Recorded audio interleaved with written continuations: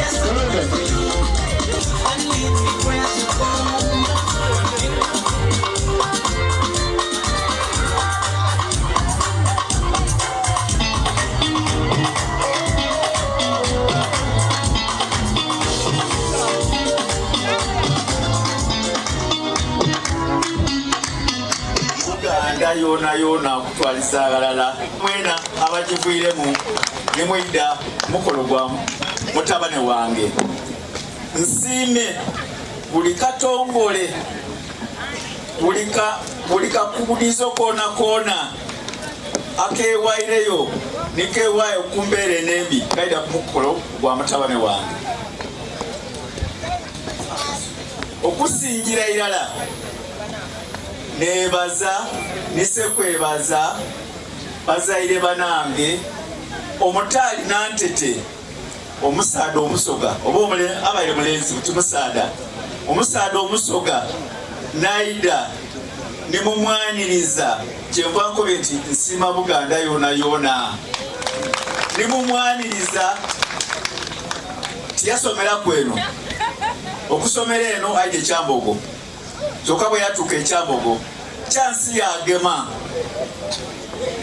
ebyebwe baye ebyatandikira kimwide bwegema Abaganda awo mwaba mutandise okugema ku Edward nze wange buti abaire nga amweta mugeni nebaza buli kigebwayo kyona kyemuwaire kuba Edward buti mutaka mu Buganda nze nja kufiirira nga tufunye kwa elifuti taka yawa e Buganda tinafuna ku mukazi Muganda aye Edward ansinze afuna omukazi Omuganda kale mbebaza mwena Abaganda mwena kyemukoze nayongera okwebaza abakuumi Edward ku mirimo Edward mumunkumire bulungi ku mirimo buli waaba tiwuliranga ku nti Edward ali poliisi otola kukundetera ebyokulya atavaawa e Buganda butimperano atandise nakundetera baidukulu ndikulira era baba Buganda ntona kibebaliza muzeyi kwebaziza webaleno webalirala okukumikiza Edward mu busoga bwaife ife abasoga mutweta kodi bakikwitu tuliba buuga tulina mpwitu ayi wakumira empwitu yaife omwana mwana wamutuwa mu butongole era olwaleero neyanziza n'ekanisa okutuwa omwana oyo. Abasoka mukube engalo awo. Ewange mu Busoga Edward namukuza n'embeera engeri gy'ali mutambuze namukuliza mu mbeera ey'Ekiganda. Ensonga lwaki yali muke wange w'Ebusoga yatoola Omuganda namweta mukazi we. Era leero buti Abaganda muli bakaire bange kubanga Edward gwalina butize mweta maama. Bana ab'Ebusoga Edward yatunooma yabonanga eno yanatoola ki anasobola okumukuuma. Kirema kwebaza bakaire be bano boona basonga be bandi nabaki tida kwawulayawulawo olw'embeera gye tulimu. Yasookera okusoma primary n'agenda nga yeeyongerayo waggulu bw'atyo paka bwe yamaliriza n'asoma obusomesa n'abumala n'afuna omulimu mu Victorious. Era ffe twamulera ne tumukwasa aba Victorious kemumulezeeko tubeeyanza. Twagala okwebaza bazadde baffe abatuzaalira Edi olw'okusuubiza ate ne batuukiriza. Bantu bangi nnyo basuubiza ne batasobola kutuukiriza. Tubeeyanziza ddala. Njagala okwebaza maama mukyala waffe eyakuza Nankya. Yamukuza mu mpisa era muzirabye empisa ze. Muwala wa Simayiro ye musanyufu buli nsonga yonna. Njagala nnyo okwebaza abategesi abategesa omukolo guno okuviira ddala mu church gye babagattidde paka bwe batuuse wano. Nyongera okwebaza bannaffe bonna abavudde e Kawempe, abavudde yonna gye bavudde n'abavudde e Busoga okujja okubeerawo ng'abajulizi nga muwala waffe agenda mu bufumbo obutukuvu. Nyongera okwebaza abategesi, emperekeze bonna abatufumbidde ekijjulo, abatuwadde emizindaalo gino, mwenna kye mukoze twogera okubeebaza. Njagala okwebaza bakitaffe abatendeza olugendo okuva e Kiboga. Bonna tubasabira abazzeeyo batuuke bulubirembe. Nyongera okwebaza balirwana baffe bonna ab'e Kawempe abazze ne bajja bakulaba nga muwala waffe agenda mu bufumbo obutukuvu. Zijja kuwaayo akadde maama waffe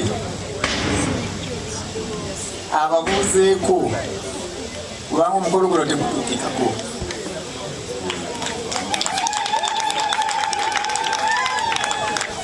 Mukama waffe yeebazibwe.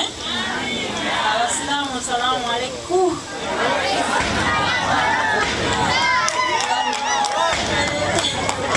Bannange nneebaza Katonda ekiseera kyatutuusizaamu obudde buno naaba nga atuweebudde netutawanya. Twebaza nnyo neebazira ddala naddala ab'oludda batuzaalira omuko. Bannange weebaze kukula omuko omulungi omuteefu omukakkamu era atuyisanga baayisaamu bazadde be. Tubeebaliza ddala mwebale kumutendeka. Bannange neebaza abakundi Victorious abanderedde omwana kuba omwana ono ng'amala nakasimu. Omwana age ng'amala nakasimu teyatawaana kunoonya ate oba anoonya mulimu era okwagenda ku Victorious akola interview bannange bamuweerawo ekifo nga yakamala teyambala namwezi bannange essomero ndyebaza n'abaguzi bonna bonna bagaatidde wamu Katonda abawa omukisa era mwebale mukuza akulidde ku ssomero lyammwe bannange Nankya akuze nga omwana muteefu Nankya kuva waka nga musomesa yatandika okusomesa nga wapiziri nga simanyi tajja kufuuka musomesa naye nga asomeseza ku kisenge kyekinaabiro nga kwawandiika n'akunganya abaana bonna waka nga wabasomeseza paka kati Katonda n'amufuula omusomesa era ekirala nebaza n'omwana wange asomeseza abaana bange tetwabasomeseza njike twali obulungi ennyo tusobole okusomesa abaana naye olw'obukuumu n'obumalirivu twasoma okusomesa abaana netufuna digiri 3 mu nnyumba zaffe ng'ate zonna zaabawala tweyanziza nnyo tweyanzeege abantu nti bakulisa engendo gyemuna ne mujja nemutukinyiramu lwakuba alimu olukosefu tasobodde kuyimirira naye nga yeebaza nnyo yeebaliza ddala ate era nze abaana bange abawala nalina ekizibu awaka nze nasulanga mu kyaki nga nsaba twala ebifaananyi nsabira abaana naye nga kyensabira nze sisaba kubeera mugagga sisobola kufuna sente sisobola kukola naye nga nsabira abaana kufuna abasajja abalokole batwale abaana bange omwami n'atuuka okuva mu budde n'aŋŋamba ojja otwala omukalisi omusule mu kyaki osule mu kyaki naye nga nze kye nali nsabira abaana era Mukama yakinnya n'okula ekitiibwa n'ettendo gimudde bayambira omwagaatiddwa sigazaayo ekitiibwa n'ettendo bimuddeza tweyansiza abazadde abalungi abatuzaalira leero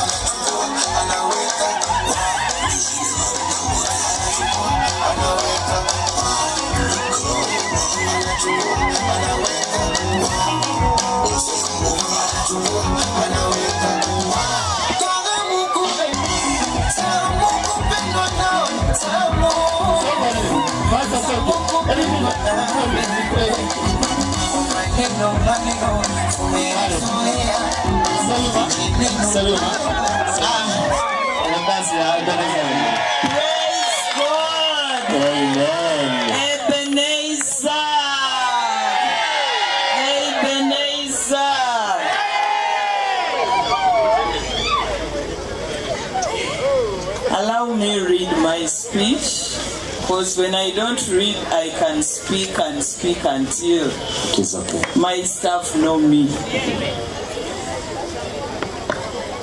I want to take this opportunity to thank God for Lillian, Teacher Lillian. Teacher Lillian, you've given us and the team of Victorious a very, very warm reception and welcome. We thank God that you've given us time to witness the great function for the marriage vows you've made with Mr. Mpata. We are proud of you, my daughter Lillian.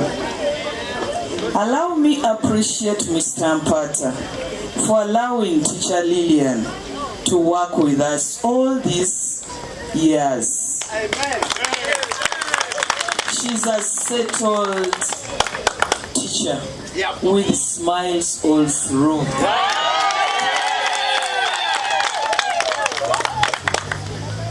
You found gold in her. Amen.